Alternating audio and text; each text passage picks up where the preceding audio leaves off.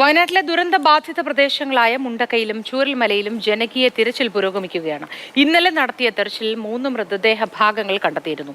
അതേസമയം ഉരുൾപൊട്ടലിൽ മരിച്ചവരുടെ DNA ഫലം ഇന്നു മുതൽ പരസ്യപ്പെടുത്തി തുടങ്ങും. പുനരധിവാസത്തിനുള്ള നടപടിക്രമങ്ങളും സർക്കാർ വേഗത്തിലാക്കുകയാണ്. വിവരങ്ങളുമായി അവിടെ നിന്നും രാഹുൽ KV ചേരുന്നു. മുണ്ടക്കയിലാണ് രാഹുൽ ഉള്ളത്. രാഹുൽ, നമസ്കാരം. എന്താണ് ഇന്ന് നൽകാൻ കഴിയുന്ന ഏറ്റവും പുതിയ വിവരങ്ങൾ? അവിടെ ഏത് തരത്തിലാണ് ഇപ്പോൾ തെരച്ചിൽ പുരോഗമിക്കുന്നത് രാഹുൽ?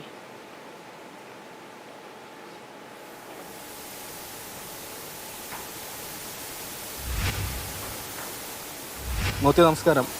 ദുരന്ത മേഖലയിൽ ഏതായാലും ഇന്നത്തെ തിരച്ചിലും ആരംഭിച്ചിട്ടുണ്ട്. ഇന്നലെ ഉണ്ടായിരുന്നതുപോലെ വളരെ വ്യാപകമായുള്ള ഒരു ജനകീയ തിരച്ചിലല്ല. പക്ഷേ NDRFും ഫയർഫോഴ്സും സിവിൽ ഡിഫൻസും സന്നദ്ധ പ്രവർത്തകരും പങ്കെടുത്തുകൊണ്ടുള്ളൊരു തിരച്ചിലാണ് നടന്നു വരുന്നത്.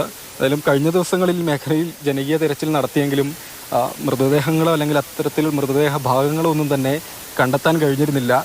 ഉരുൾപൊട്ടൽ ബാക്കിയാക്കിയ ചില രേഖകൾ അതുപോലെ ആഭരണങ്ങളൊക്കെയാണ് മേഖലയിൽ നിന്നും ലഭ്യമായിരുന്നത്. അതായത് ഇന്നും പ്രതീക്ഷയോടുകൂടി തന്നെ ആളുകളെ കണ്ടെത്താൻ കഴിയുമെന്ന പ്രതീക്ഷയോടുകൂടി തന്നെ രാവിലെ തന്നെ തിരച്ചിൽ ആരംഭിച്ചു എന്നതാണ്. അപ്പം ചാലിയാറിലാണ് പ്രത്യേകിച്ച് ശ്രദ്ധ ഇന്നു മുതൽ കൊടുക്കുന്നത്. ഇന്നും നാളെയും ചാലിയാർ തീരത്ത് വ്യാപകമായ തന്നെ തിരച്ചിൽ നടത്താനുള്ളൊരു തീരുമാനമാണ്. കൂടുതൽ ആളുകളെ അങ്ങോട്ടേക്ക് വിന്യസിച്ചുകൊണ്ടുള്ള ഒരു തിരച്ചിൽ നടത്താനാണ് തീരുമാനിച്ചിട്ടുള്ളത്. ചാലിയാറിനെ തന്നെ 5 ഭാഗങ്ങളായി തിരിച്ചുകൊണ്ട് അവിടെ ഈ അതിദുർഘട മേഖലയുണ്ട്, വനമേഖലയോട് ചേർന്ന വലിയ ചെങ്കുത്തായ സ്ഥലങ്ങളൊക്കെ ഉണ്ട്. അവിടെ അതിവൈദഗ്ധ്യമുള്ള ആളുകളെ വിന്യസിച്ചുകൊണ്ടുള്ള തിരച്ചിൽ. അങ്ങോട്ടേക്ക് സന്നദ്ധ പ്രവർത്തകർക്ക് പ്രവേശനം അനുവദിക്കുന്നതല്ല.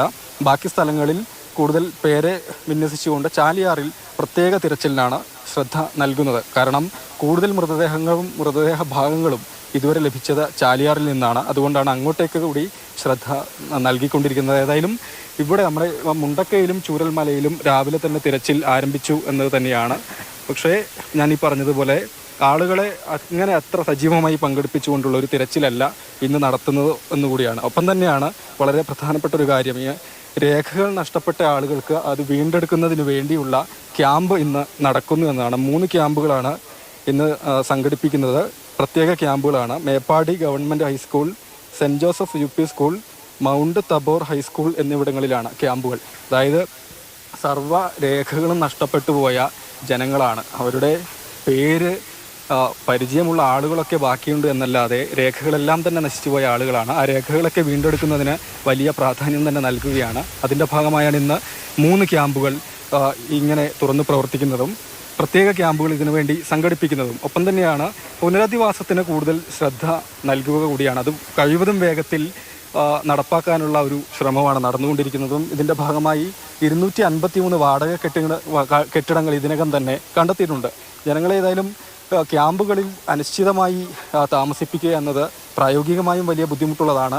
മാനസികമായും അവർക്ക് ഏറെ ബുദ്ധിമുട്ടുണ്ടാക്കുന്ന കാര്യമാണ്. അതുകൊണ്ട് ഇനിയിപ്പോൾ ചെയ്യേണ്ടത് പുനരധിവാസം വളരെ വേഗത്തിലാക്കുക എന്നത് തന്നെയാണ്. അതിനുകൂടി വലിയ പ്രാധാന്യം നൽകുകയാണ്. 253 വാടക കെട്ടിടങ്ങൾ ഇതിനകം തന്നെ കണ്ടെത്തിയിട്ടുണ്ട്. ഒപ്പം തന്നെയാണ് ഈ വളരെ പെട്ടെന്നുള്ള അടിയന്തരമായ പുനരധിവാസവും അത് പ്രത്യേകമായ ഘടകങ്ങളായി തിരിച്ചുകൊണ്ടാണ്. അതായത് അവർക്ക് തന്നെ സ്വന്തമായി സ്ഥലം കണ്ടെത്തി മാറാൻ സന്നദ്ധമാകുന്ന ആളുകൾ, ബന്ധുവീടുകളിൽ മാറി താമസിക്കാൻ തയ്യാറാകുന്നവർ, അതിനുശേഷം സർക്കാരിന് ഇതുപോലെ വാടക കെട്ടിടങ്ങളിലും മറ്റും പുനരധിവസിപ്പിക്കേണ്ടി വരുന്ന ആളുകൾ, അങ്ങനെയൊക്കെ തിരിച്ച് അവരിൽ നിന്നൊക്കെ ക്യാമ്പുകളിൽ കഴിയുന്ന ആളുകളിൽ നിന്ന് അഭിപ്രായം തേടിയതിൻ്റെ അടിസ്ഥാനത്തിലാണ് ഈ അടിയന്തരമായ പുനരധിവാസവും സാധ്യമാക്കുക എന്നാണ് മന്ത്രി PM മുഹമ്മദ് റിയാസ് ഇന്നലെ ഈ മന്ത്രിസഭ ഉപസമിതി യോഗത്തിന് ശേഷം മാധ്യമങ്ങളോട് പ്രതികരിക്കുകയും ചെയ്തത്.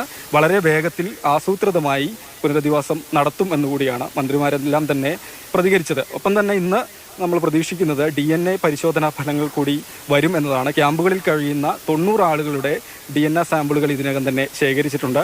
നിരവധി മൃതദേഹ ഭാഗങ്ങളൊക്കെ കണ്ടെത്തിയതാണ്.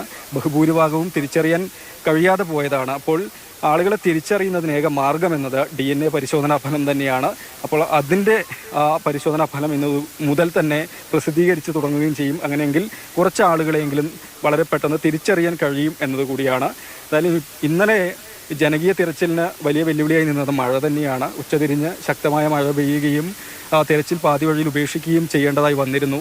ഇന്ന് ഈ രാവിലെയും കാറും മൂടി നിൽക്കുന്ന അന്തരീക്ഷമാണ്. മഴ പെയ്യാൻ സാധ്യതയുണ്ട് എന്ന് തന്നെയാണ് ഇവിടെ നിന്ന് അന്തരീക്ഷത്തിൽ നിന്ന് നമുക്ക് റിപ്പോർട്ട് ചെയ്യാൻ കഴിയുക.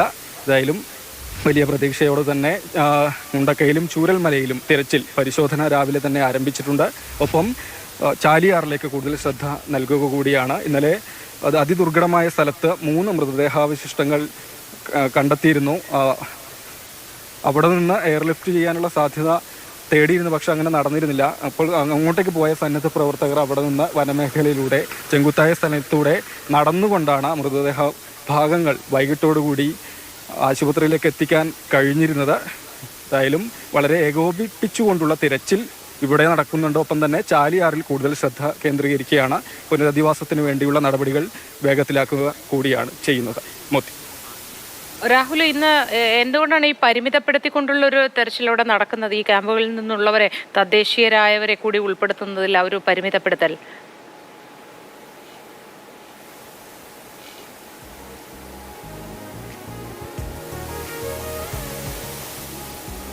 അത് ഞാൻ മനസ്സിലാക്കുന്നത് ക്യാമ്പുകളിലുള്ള കൂടുതൽ ആളുകളെ പങ്കെടുപ്പിക്കാത്തത് ഒരുപക്ഷെ ഇന്ന് ഈ രേഖകൾ വീണ്ടെടുക്കുന്നതിന് വേണ്ടിയുള്ള ക്യാമ്പുകൾ നടക്കുന്നുണ്ട്, പ്രത്യേക ക്യാമ്പുകൾ നടക്കുന്നുണ്ട് എന്നതുകൊണ്ട് തന്നെയാണ്. 3 സ്ഥലങ്ങളിലാണ് ഈ വിധത്തിലുള്ള ക്യാമ്പുകൾ നടക്കുന്നത്.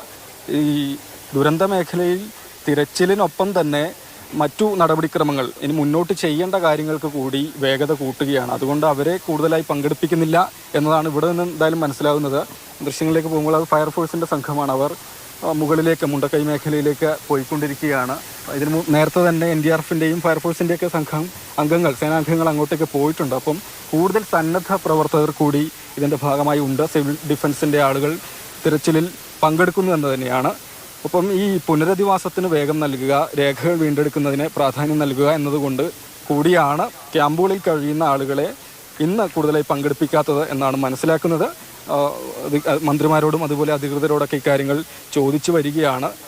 അതുപോലെ തന്നെ ഈ ദുരന്ത മേഖലയിൽ പലതവണ ജനകീയ തിരച്ചിൽ നടത്തിയതാണ്, 3 വട്ടം ജനകീയ തിരച്ചിൽ നടത്തിയതാണ്. പക്ഷേ ഇവിടെ നിന്ന് മൃതദേഹങ്ങളോ ഒന്നും തന്നെ കണ്ടെത്താൻ കഴിഞ്ഞിരുന്നില്ല എന്നതാണ്. വളരെ ആഴത്തിലൊക്കെ മണ്ണ് മാറ്റി പരിശോധിച്ചതൊക്കെയാണ്. നിലവിൽ ഇവിടെ മണ്ണ്, ഈ മരത്തടികളൊക്കെ തന്നെ അടിഞ്ഞുകൂടി നിൽക്കുകയാണ്. കഴിവതും താഴ്ചയിലേക്ക് പരിശോധിച്ചതാണ്.